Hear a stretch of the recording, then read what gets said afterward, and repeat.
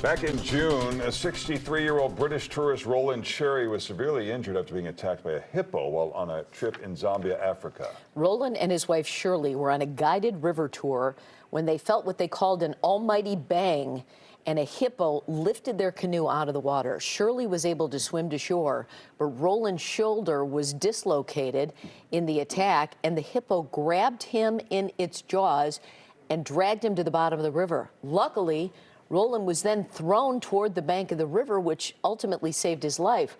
Roland suffered severe bite wounds to his legs, left side, and upper arm, and he was taken to a nearby village before receiving life-saving treatment at a hospital. Roland has since learned that that hippo that attacked him was a female protecting her calf.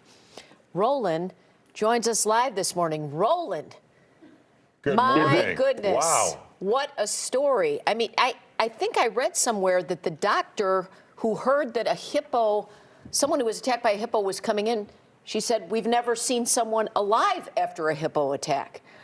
That's right. It's the plastic surgeon, but when I got to Johannesburg, said that she'd never met a hippo attack survivor before. They usually go straight to the morgue. Unbelievable. And you, if I have this right, you were not conscious during this, correct?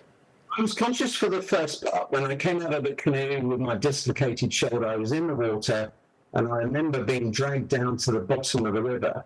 And then she let me go, and I came up to the top and took a gulp of air. But the rest of it is then a blur. I must have blacked out when she grabbed me, because I had no recollection of being in the jaws of the hippo. But we had very graphic eyewitness accounts from two Australian travellers who were just 2 canoes back, and they saw the whole thing right in front of them. It had to be absolutely terrifying for the people you were with, for yourself, for your wife. I'm wondering, do you have any idea why the hippo decided to get rid of you, throw you toward the bank? I think they just have, they're very, very territorial and protective, certainly when they've got young calves. And they just see anything that's near them, I think, as a threat to their calf. I mean, I obviously wasn't a threat to their calf. But they just attack, and they are notorious. They are very dangerous animals, and I think had we known, we wouldn't have gone in the canoe in the first place. Well, I was going to say, in hindsight, does that tour seem safe, that they should be doing that tour in the future? Well, it's a tricky one, isn't it? The problem is you can't legislate for wildlife and what it's going to do. I think had we known that there were hippos in that stretch of the river, then we wouldn't have got in. But if I got some advice, it would be to get in a big boat. We went on another tour the week earlier on the Cherry River, but on a much bigger boat. That picture there was a much bigger boat, as you can see. And we were very close to those elephants you can see in front of you now. This river trip was just in the middle of a 6-week camping tour you and your wife were doing, correct? So you're no strangers to, living in the outdoors. Yeah, that's true. It was a great adventure. It was actually a 5-week trip. We were at the beginning of the 3rd week, and we were going to wend our way up through Zambia to South Luangwa, then to Malawi, and across through Mozambique, and back down to the Kruger National Park in South Africa, and then back to Johannesburg.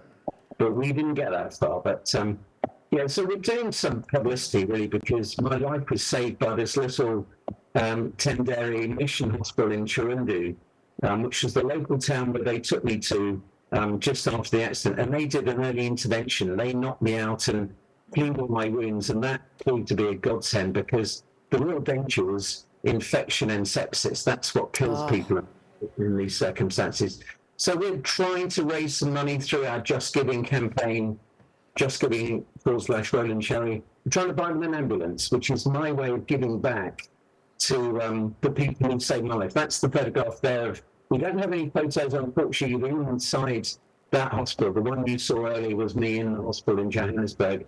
Yeah. Who I had the most fantastic treatment. But these little hospitals in rural Zambia need our help. And if any of your viewers can actually help us raise some money, then we can get them an ambulance and they can be more effective in their communities. Wow. Roland, thank you so much for sharing your story, and that is a great cause that you have started. Thank you. How are you? Can I ask you quickly how you're doing today? You're completely recovered? I'm getting there. Getting there. Lots of physio on the leg. My shoulder is going to take some months to fully recover. But, you know, all things considered, I'm in good shape and getting stronger every day. Wow, Roland, best of luck to you. And you saw the info there if you Thanks, want to Roland. donate to that hospital. Yeah. Thanks, Roland. Thank you very much Yeah. indeed. Maybe try Six Flags in Gurnee next vacation.